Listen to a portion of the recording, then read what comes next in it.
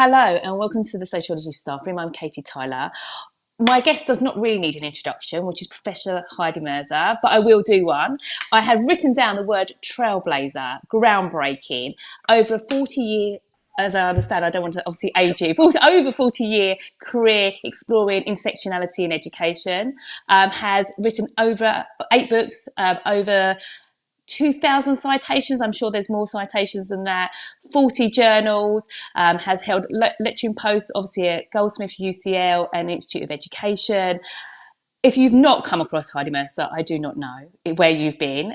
Obviously discovered, one of the sort of discovered and explored a lot around race and gender in education, and one of the first Black professors. So amazing sort of history and ongoing, I know, work. And I feel very honoured to have you as a guest today. So first of all, thank you. Thank you for having me. It's always like Oh, a great honor to talk to teachers who I just adore because they are the trailblazers. They are the true trailblazers. They are oh, in the classroom every day changing lives. So oh, kudos to thank teachers. you. No, I mean, I must admit, I've definitely those over 2,000 citations. I've used you for both my dissertations, in like one for my MA and one for my undergraduate. So I'm sure there's lots more out there. Your work continues to be referenced in lots of sociology lessons. Probably this week, people are probably referencing you. So thank you as well for informing us as sociology teachers. So first of all, some of these questions I know the answer to because I've been fortunate enough to speak to you a couple of times. But my first one is, how did you get to sociology? Now, I know the answer. It wasn't a straightforward route for you, was it? And that's, I think, part of your inspiring story. I had never heard of sociology, and I think a lot of people still haven't because it's sort of like sociology. There's a comedian, and she goes like all those ologies. I'm going to study sociology. I'm going to study, biology. All the ologies, and uh, and I actually started off doing development studies at university, which is people, because I was a woman, always think that it's child development, but it isn't. It is actually about the development of the world, the post-colonial countries, and that's where I began to really unravel and think about my place in the world as a Caribbean woman of color and a Muslim young woman, and being in university in the 1970s, it was really tough. It wasn't a place for people like me, and so sociology kind of, for me, it represented um, a voice that I could talk about my identity and my position and my politics. Um, and ironically, the founding fathers of sociology were the great white men of Marx, Durkheim, and Weber, um, you know, sometimes quite rudely referred to as dead white men, DWMs. But without them, I wouldn't be doing Black feminism. And that's a huge irony. And because they were the founding fathers of looking at social class, looking at how society could be dysfunctional, like Durkheim, looking at suicide in society and social breakdown. And now all the work on mental health is actually kudos to Durkheim. So, uh, yes, so that kind of grounding in the classics gave me the ability to now talk about decolonizing and rethinking knowledge in new ways. But we always have to start where we stand. And for me, um, it is with my ancestors and the women that have trailblazed for me. My grandmother, who I never met, um, uh, from the 1890s, she was born, and she was going out in the bush in Trinidad, teaching women to read and write using the Bible, the only book that the colonists would allow them to use. And that's how she actually was an early teacher without knowing it. And that is the beauty. They did not know that they were actually the post colonial revolutionaries, because reading and writing gave people those tools. So for me, sociology is about revolution. It's about trying to understand society, the world we live in, and yeah, it's a powerful tool. Oh, definitely, definitely. I think that sort of echoed to me what you're saying in regards to sort of it is such a powerful tool, and it's just so interesting how some, like you said, some people still don't know what sociology is, and there's often confused. There's still confusion around what sociology is versus psychology, and unpicking that for students. So yeah, I think the more we keep on talking about it and we keep that alive, it's really, really important. It's also seen as a B subject, like not it's not maths and it's not English and it's not chemistry. It's not any of the classics. It's like like media studies and sociology were being sort of demonized by politicians, saying that they are like um, you know sort of mushy subjects that students shouldn't be studying. But culture and society is everything. There's a poster that the Association of Teachers for Social Science, ATSS, in the 90s did of me, and it used to go out in all the schools. I'm sure that it's you wouldn't recognize me now, but um, and I did a quote just off the top of my head, which they put on the poster, and I say sociology is about your life and my life. We all have something to say because sociology gave me a voice, and that's what we need in this day and time. We need a voice and to be heard. Yes. Definitely, definitely. And I think, giving those voices to people through your research as well is so important. Definitely. So my first question is around your work, and it is focusing on education. So obviously your work extensively looks at intersectionality in education. That's sort of the majority of all your research has been around ones we use in the classroom. I suppose my question is, how far does the education system, I suppose it's hard to talk about it in one whole block of time, because obviously there's individual periods of history that will either perpetuate it or challenge some of the barriers within education. But from your research, what do you think, how far, or what do you think in your research represents, has education perpetuated these inequalities that exist in education, or do you think that education's been successful in challenging some of those barriers and inequalities for those people that are affected, particularly regards to gender and ethnicity? That's a huge question. Mm, It's a two-pronged answer. One is education is an institution of the state. It is an institution of control. It is an institution in which everybody is kind of what is it, that song, we don't need no education, another brick in the wall. You're just being made another brick in the wall, into another brick in the wall, should I say. And so it's an institution and a structure with rules and regimes and what you can and can't do. And it's almost military like in its nature.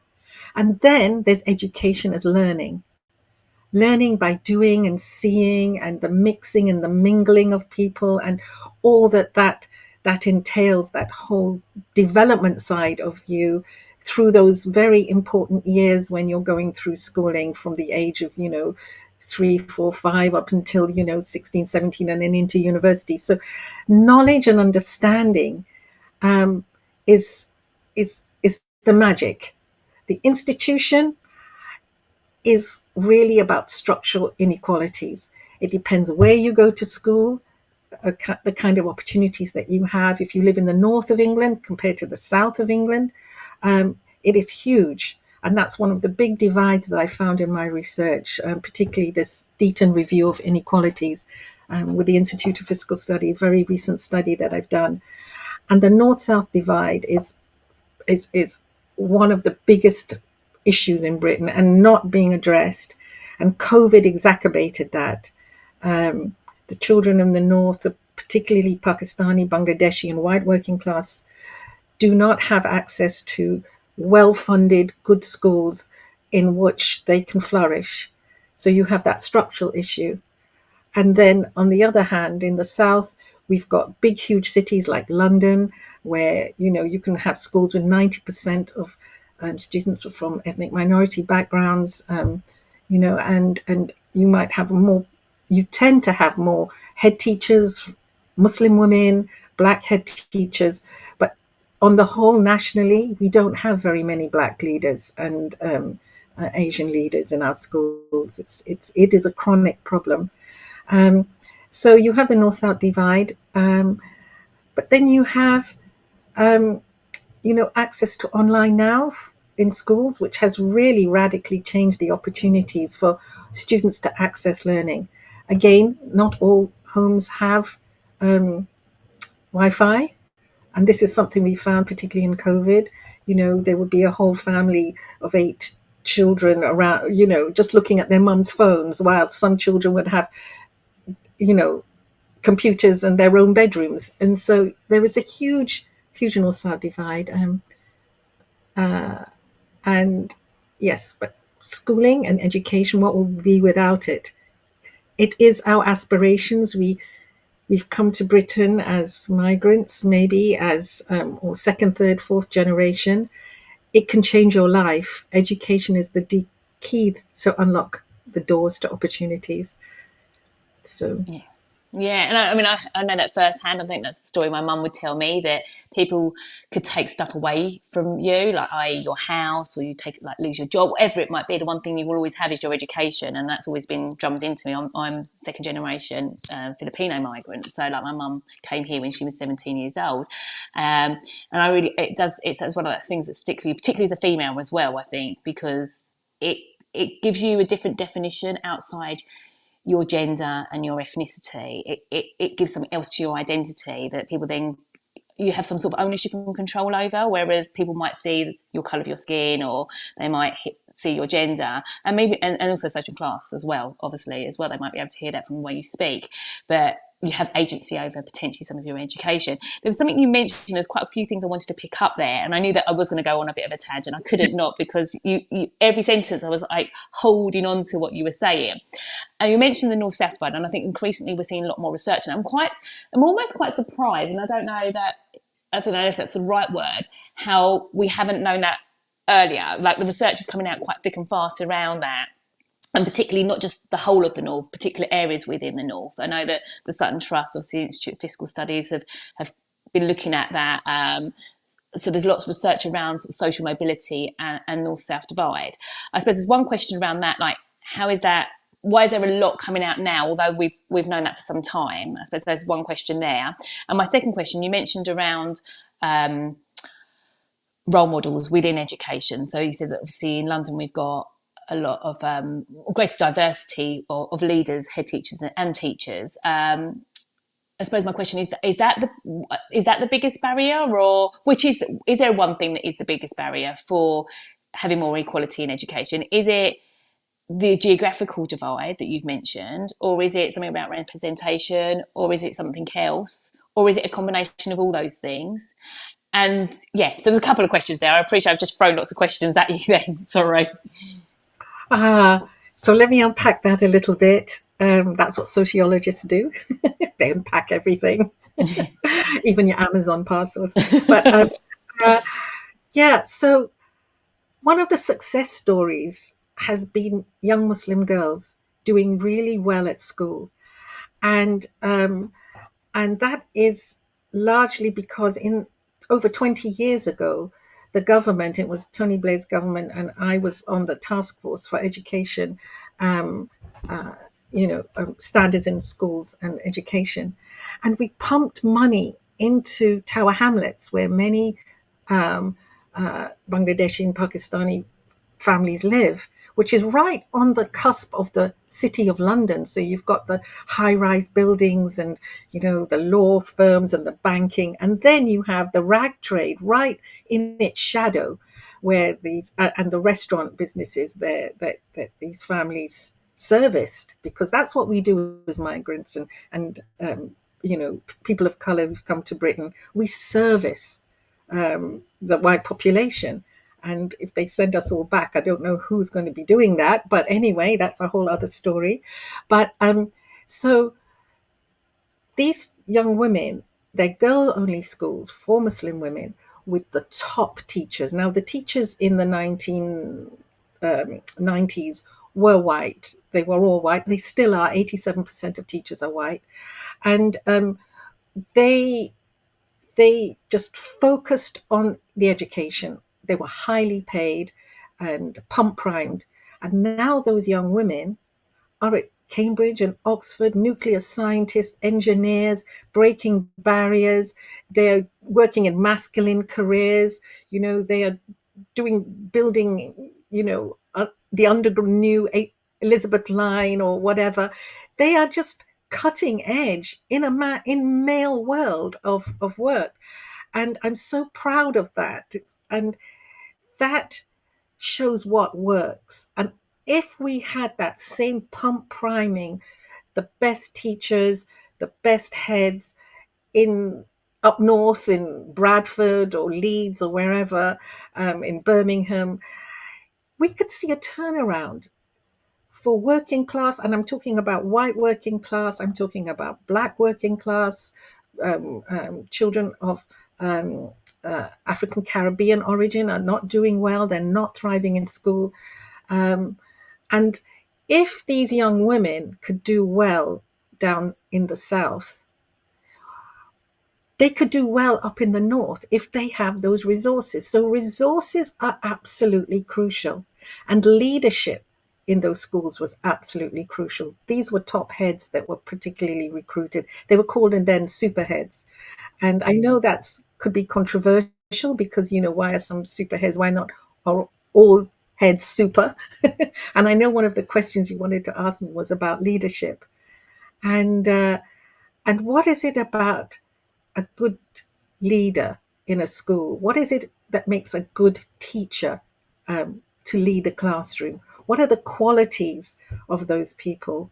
And it was absolutely selfless commitment to the cause. And I've written a little bit about what I've called servant leadership. And this doesn't mean you're serving. It means that it isn't about you. It isn't about the ego. It isn't about power and control.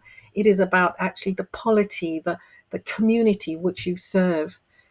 And my research on Black supplementary schools, which were schools outside of the mainstream that Black Caribbean women in particular started up in the 1950s and 60s to actually augment the racism in mainstream schools. So it held up a mirror to why those schools are failing their children, because quite simply, they were white supremacist institutions which were not interested in educating young Black children.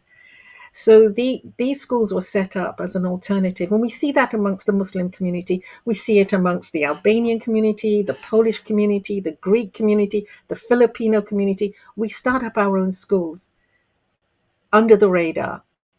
And this is because mainstream schools are not enough to get that cultural fulfillment. In these schools, it was a place of safety where they could just be Black. They don't have to explain themselves. They don't have to account for their differences. They're not seen as angry and willful and, um, you know, um, unable to learn, which are all the labels that we carry with us in our mainstream schools. We're labeled and then we never can get out of those labels. So, so there are models for what works, and that's really powerful. We could learn so much from these communities that love education, that came to Britain for education, that see it as the form of social mobility. And there's nothing like, as you know, you're from Filipino background, your parents wanted you to be a doctor, a lawyer, and an accountant. And that's another problem, because sometimes parents can be as bad as schools, because those are there are jobs that are no longer valid for the 21st century. My daughter is head of visioning and futures in Sky, and people go like their eyes glaze over because they cannot understand a doctor, a lawyer. But that's what people do now. They have new kinds of jobs in a new world. And we need to change the curriculum, and we need to get different kinds of, approaches to learning that is fit for the 21st century. And I know another question you asked me is, what What is the future? Well, For that's what I me, was going to say. Yeah, I was going to say. I mean, I go don't back, keyword, understand. go. No, because I think it's because interesting. I think that I hear what you're saying, and I've read so much of your research, and I am a fan. As so, yeah, please do keep on talking because I said, like you said, it's the funding, it's the resources, it's having people that do education or in education for the children and not for their ego, their status of like, oh, I am a head teacher or I'm a head of a trust, or whatever it might be. They're doing it because they believe in education. And like I was going to say, please say, like, what would you do? What if you were to bring in a policy and you had the power to redesign education in the UK today? What would you do? They just have a curriculum review that has just been done, and Mm. unfortunately, they never spoke to me. And if they did, I would have They told didn't Becky speak to you. Francis, who was reading it. Yes, I would have said to them, you know, this is a very advanced capitalist economy. We don't have financial education for our children as a mainstream thing. You know, it's absolutely fundamental. If that is the way this world works, then why aren't we learning about it? You know, how do we manage money? What are bank accounts? I mean, even simple things like that. Maybe it's stuck onto PHSE, or and poor kids just it has no value because it isn't a qualification. But some, you know, living and learning skills, and I do think that that's really foundational, and it won't cost a lot because, of course, if you're doing financial education, then you know how to cost it. But anyway, that was a joke, but a bad one. I mean, terrible jokes. And so, yes, I would do that. But more than that, I think it's really important to understand what decolonizing education means, and it has such a sort of virulently bad reputation, like, oh, it's you lot want to come in and change, the mainstream education, our small island story, about World War I and II and the Tudors, and and Queen Elizabeth and whatever. And I just think we're stuck in some kind of post-colonial malaise. It's called a kind of melancholia, a sadness about Britain that is past. And we need to actually join the 21st century. Countries like China are just moving ahead, with um, different kinds of education, like how to. Every child needs a computer, every child needs a phone. And these are normal things like eating and drinking now. You have to have that equipment, but we still have households, like I was saying, without those things, without being able to afford them. So we need that kind of equitable distribution of resources so we can have access to those things. But I would say decolonizing is really important because Britain needs to understand its place in the world is shifting and changing. And we need a population of young people coming through with totally different. I mean, I don't understand them. They speak another language to me, but I really think it is so important that they are equipped for that world. And we're so worried about league tables, global league tables between each other, that we stick to what we know in terms of the curriculum, math, English, science, um, and decolonizing is really about, it's a huge thought revolution. And we need to tell the truth about history, not the national story that we have. And until we do that, we can't actually address the trauma that certain communities have gone through. Uh, you know, colonial exploitation and plunder and enslavement. And I'm from an indentured. My background is that I'm Indo-Caribbean. I'm my parents, my grandparents were trafficked from India to the Caribbean, and the British were the masters of trafficking. They did it on a global scale. They moved us around the world as labor. And so we need to address the trauma of that past, just as we address the Holocaust and the trauma of the Jewish community. We need to address the trauma of enslavement. And until we do that, we will have traumatized communities who are then criminalized. As with the African Caribbean community, we see that very much. As with the Islamic and Islamophobia that we have in our society, we are criminalizing and demonizing certain groups, and schools reinforce that with the kind of regimes we have prevent. So schools become vehicles for containment and oppression.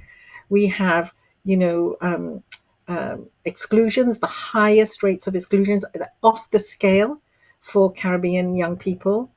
Um, so why do we have those phenomena? Because we've never said sorry. We've never, if you go for therapy, you learn to say sorry, you learn to bridge gaps, you learn to look at the past honestly, and you learn to celebrate the people that in your life that maybe you didn't like your mom or dad and you thought they did terrible things to you. But then you learn that maybe you have to say, yes, I understand why certain things happen. That's what I mean by decolonizing. Not that it's just something that we're going to do Black History Month and that we're going to look at, Martin Luther King and Nelson Mandela and have posters of them, Mary Seacole, as great as and deeply flawed as they all were. That isn't decolonizing. Decolonizing is actually a healing process, and schools are the the hospitals for that healing in a way.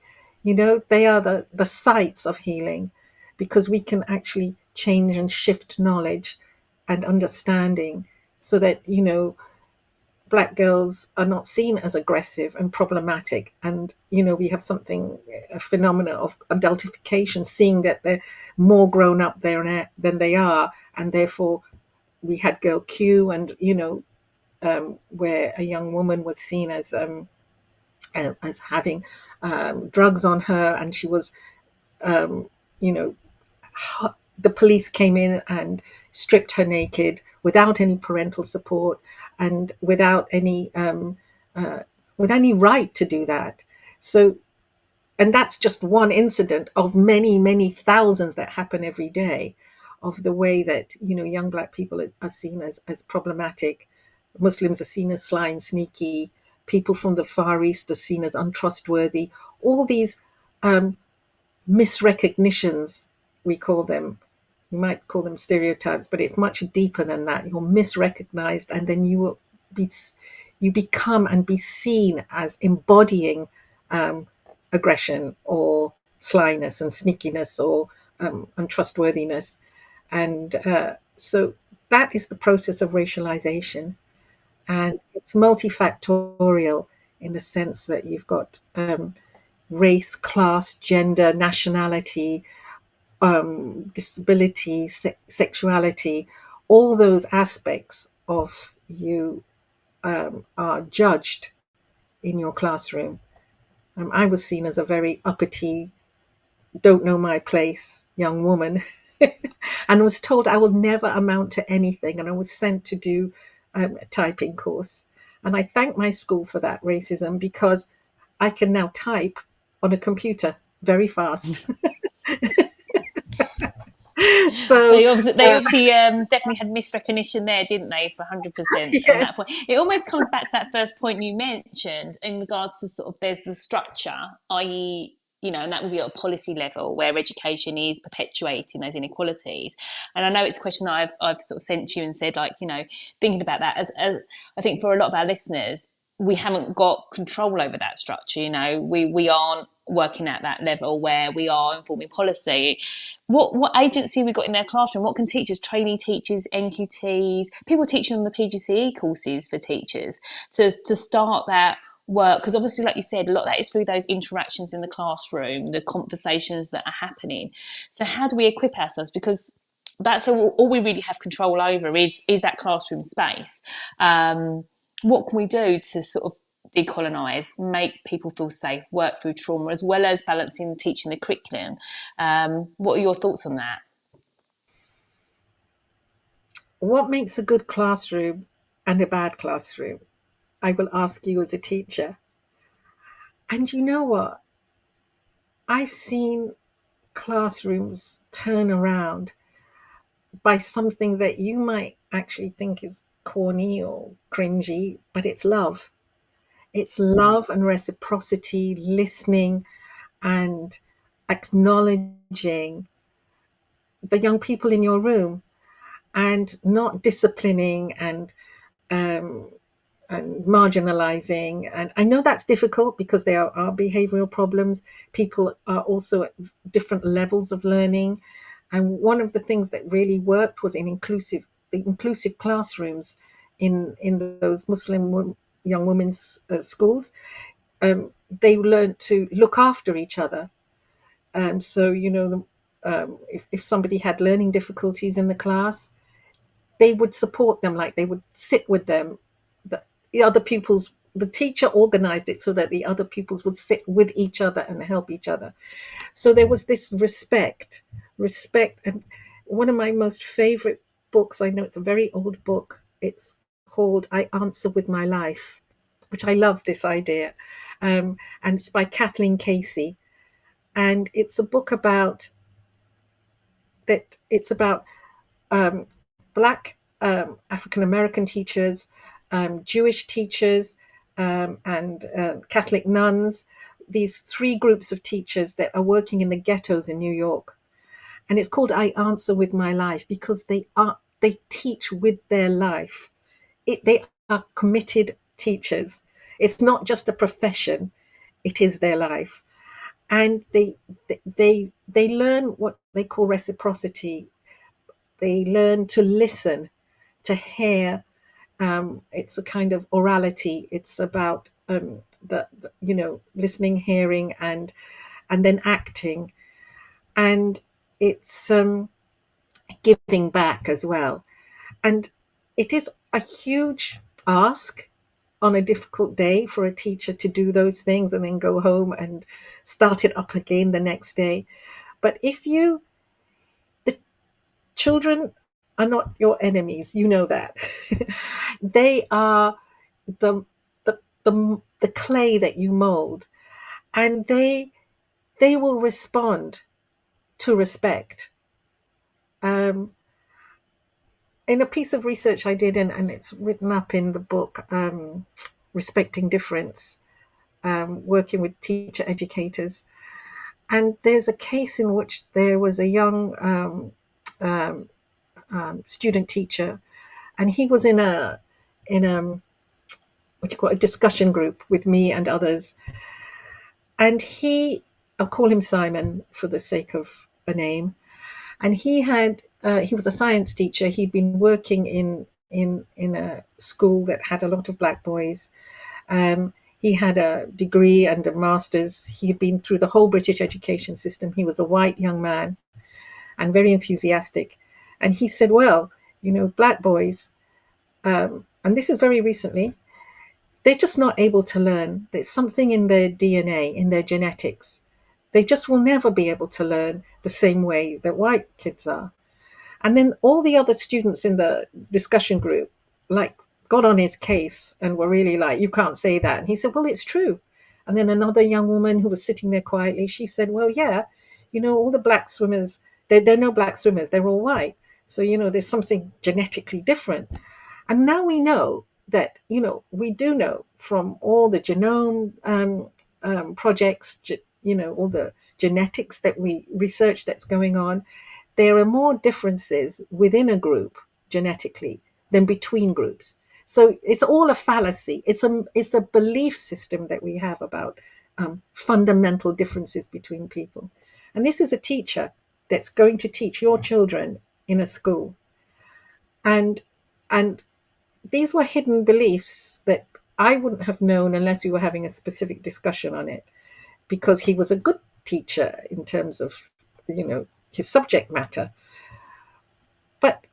hidden beliefs and um, lack of understanding because you haven't lived amongst those communities. Because that's another thing in Britain, we live very separately from each other. Um, you know, these are fundamental things we talk about. We kind of mock EDI, equality, diversity, and inclusion kind of things, and you know, and my challenge was that I had to create a safe space in which these things could be discussed. But everybody got so angry. And in the end, the student went out in a huff. And what happened is he made a complaint against me that, and I, a grievance lodged against me. And I had to apologize to him. And um, so, because he felt hurt, he became the hurt party. He became the center of attention, not the students that he was talking about, not the other people in the room, and not even myself. He was the hurt party. And this is how, you know, it's really hard to have a safe space in which we can talk about difficult issues, because race always gets decentered and, you know, hurt, white hurt, I call it, came to the fore, his hurt, not the hurt of the students that he had dismissed, or even his colleagues in the room that he had dismissed. So, when it's recentered, and often when I'm being asked to run certain courses for white teachers, student teachers, and so on, um, I always end up being asked about myself, and I have to then speak of my personal journey, or account for my success or my failures. Whereas, the white majority doesn't have to admit their personal knowledge or their personal self into the room. So the whole idea of how we tackle difficult issues in the classroom, how we tackle difficult students in the classroom, is that we need to address, as powerful people, whether you're white or black, because they're black teachers, head teachers now, powerful people. We need to address our power and our ability and our position, um, and see how we can accommodate and really listen to what's going on. And it's a hard road to do. So I'm saying decolonizing is hard because it's about intergenerational trauma and addressing that through knowledge and through understanding, through history, through sociology, and and and we also need to like address, um, you know, how do we have safe spaces where we could talk about that? So it's this double-edged sword. These are deep things. This is just not window dressing for EDI. This is what it really means to make a difference. And I think if Britain wants to address mental health issues, this is a really good way to do it. It's like decolonizing through saying sorry, trauma. And that's what I learned from Kathleen Casey's book, I Answer with My Life. It was like, you know, actually loving the people that you work with and for, and respecting them. Um, and I know it's not like a policy, it should be, but it's not. It's a way of being and other ways of knowing that we need to bring into the classroom. Yeah, definitely. Like that's such a powerful statement. Like, when you were talking, I was listening, and I was thinking to myself when I was reflecting that it that there's only so much, like, again, the teacher has control over, and it's about something we spoke of off air to begin with, that to allow that, there does need to be almost a structural change to allow the teachers the time to do that. Because if you're, like you said earlier, being exhausted, you do a 5 lesson day, you go home, more often than not it's women that are in those roles that are going home to look after a family as well, because we still have those gender roles within the home, we still live in a gender society. That actually it's thinking, well, how much contact time do you have with, for a teacher? Like, how much time have we got to have that time to look after yourself as well. And then the space in the curriculum to have those deeper discussions. And it takes time, like you said, to create a safe space. It doesn't happen overnight. You know, for me to get those, I think about my sequencing of my topics. And one of the ones I like teaching is cultural identity. And I teach that at the end of the academic year, because we have to, we talk about sexuality, ethnicity, national identity, some of those sort of things that hold trauma. There's a lot of trauma around it. Even myself, I have trauma. Whenever I go teach it, it brings up different things for me each time, different memories. And sometimes I share, sometimes I don't share, depending on the cohort of students. But ultimately, that takes time to build those relationships, to build that trust in, to know they are safe, that they're not judged, that whatever is said is held with respect, and that everyone is entitled to their opinion. But that doesn't happen overnight. And it's balancing against having to teach, like you said, the founding fathers, or, you know, the educational policies and all that sort of thing. There's bigger scope outside the classroom. There's only so much. And like you said, it isn't just a poster or a day or a person you might teach. It's done through compassion, and that's what I'm hearing you say. Like it's treating the whole person that's in front of you, rather than just something that's external. I think we have quite an interest in looking at America for some reason. Whenever we look at Black History Month, it's like, oh, we'll talk about America, but actually not look at our own lived experiences. You know, even something on a daily basis, like you said, if you live in London, actually lots of communities are very separated, and that in itself, that journey to go to school will hold trauma around that, because you're separated from maybe other ethnic groups in that journey to school. You know, the fact that that student might have been someone crossed the road, or someone said something. There's trauma even the daily experiences as well. So there's a lot around that for sure, that you've mentioned to reflect upon, and that's going to take a lot of time and investment. And I suppose not just time and investment, but like what you said earlier around the ego, it's a real want to do it. It's not just education for education's sake. It's what is our actual goal of education. And I think you mentioned earlier, which is it's preparing us for a future that doesn't exist yet. And actually, some of those sort of measurements we look at now in PISA, potentially, those things aren't reflected in that. It's science, maths and English, but we need more than that. And like you said, for mental health. I've got one more question for you. I would say we need brave leadership. We lack brave leadership at a political level, and at even at the local school level. You know, you need courage to say, we need to make a very big change. We are on the cusp of the biggest change that we've seen in, about 200 years. And, we had the Industrial Revolution. This is the AI revolution, plus climate change, plus COVID. We've got mental health issues. We've got an economy that isn't, an education that isn't fit for purpose. And just tweaking things is not going to change it. We need courageous leadership that says, yes, okay, there are different abilities. We're not going to make them into SEND and, special needs. We are going to see the classroom holistically, where we can have special needs all together, because everyone has special needs. I'm quite profoundly dyslexic. I didn't even know that. Now I would probably be, have a statement, but I can think around corners. I can think differently, and that is just a gift. It's like, but it's not measurable in the current education system. It's seen as problematic. So I just think that we need to see everyone as normal, because we're all not normal. And then we don't have to talk about resources.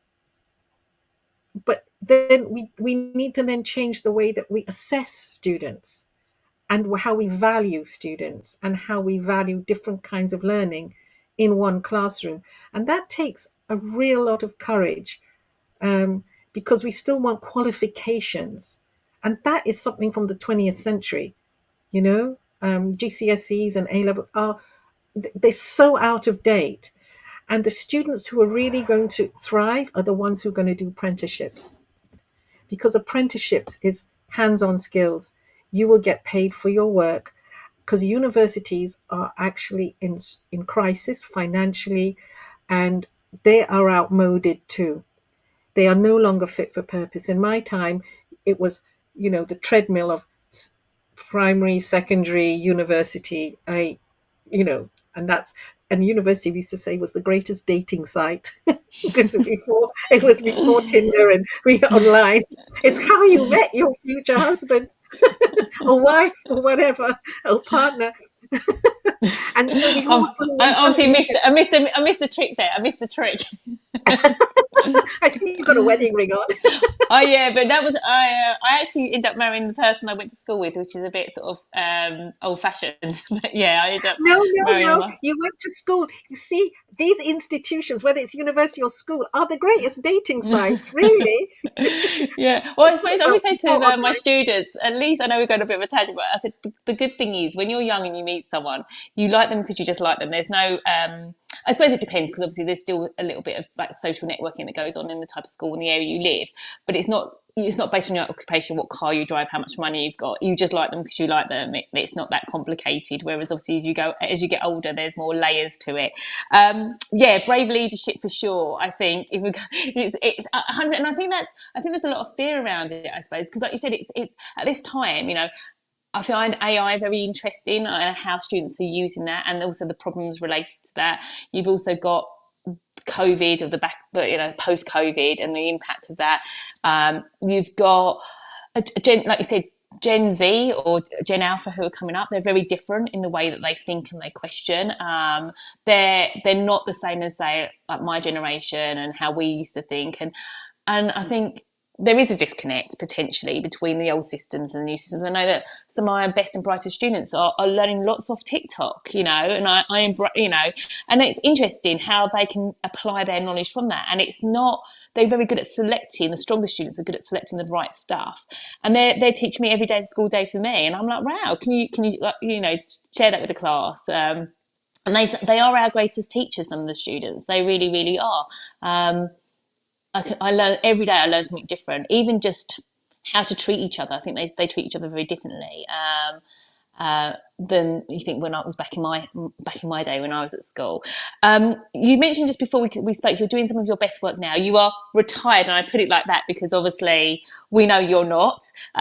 You're still very, very, very busy. You're on here right now, talking to me. You're doing research. You're still giving guest lectures, still running courses for people. So there's lots going on. But you're doing some of your best work. You said.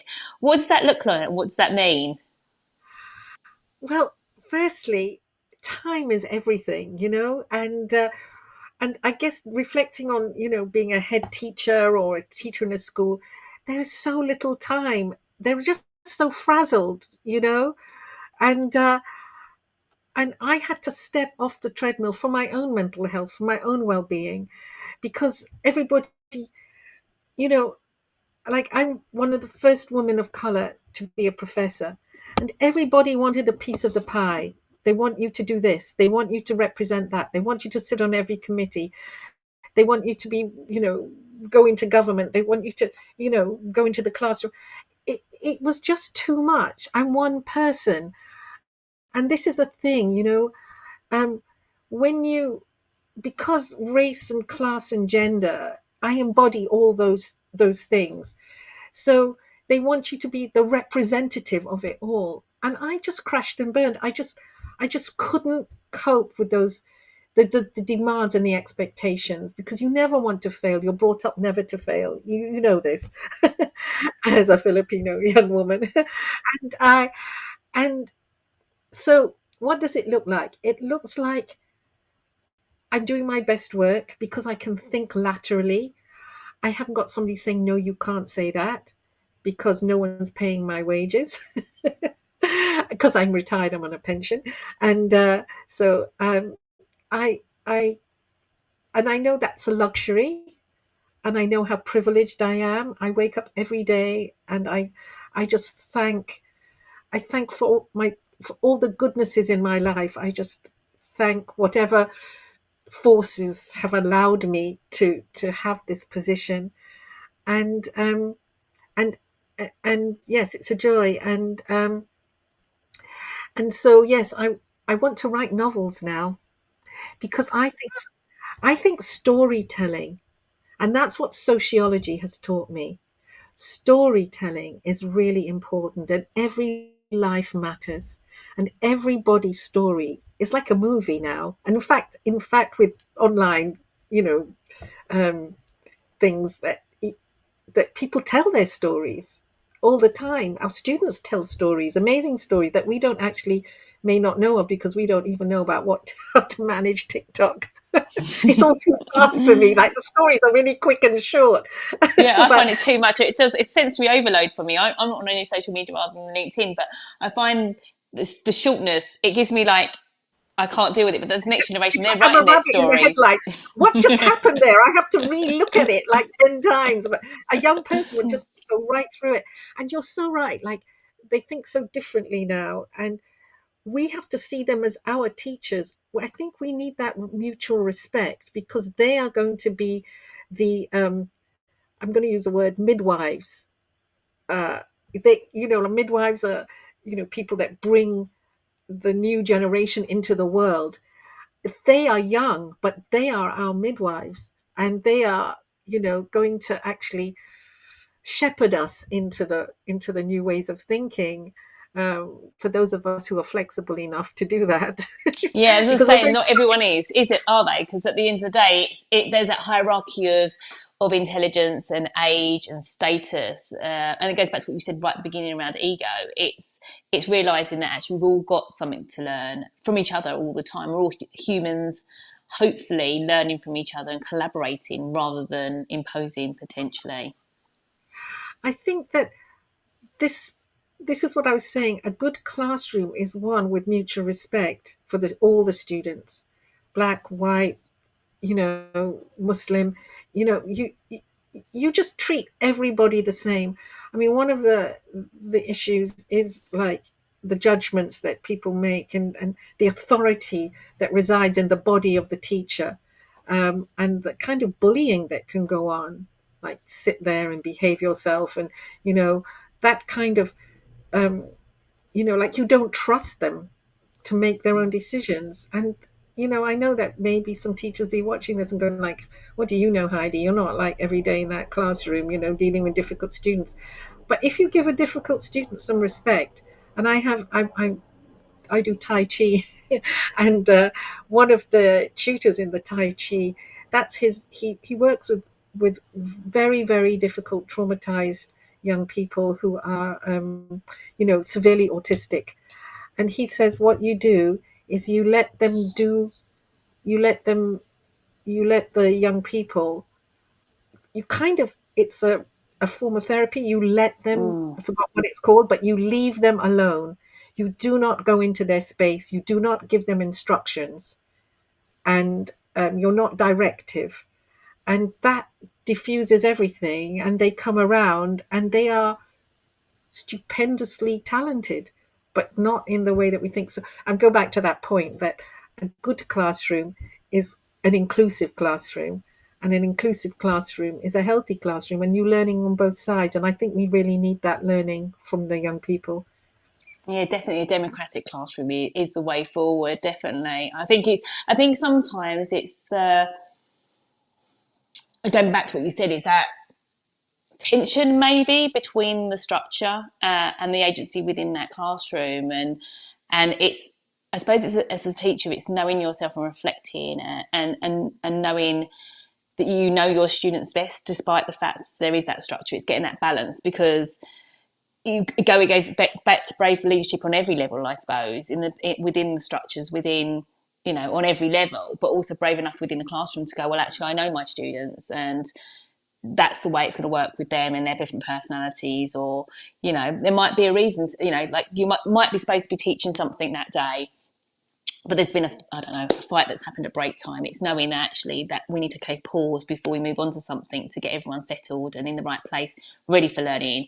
And actually the thing that you're supposed to be doing might not be the best thing at that time, for argument's sake. It's having that braveness to think, I trust myself and I trust the students in that situation.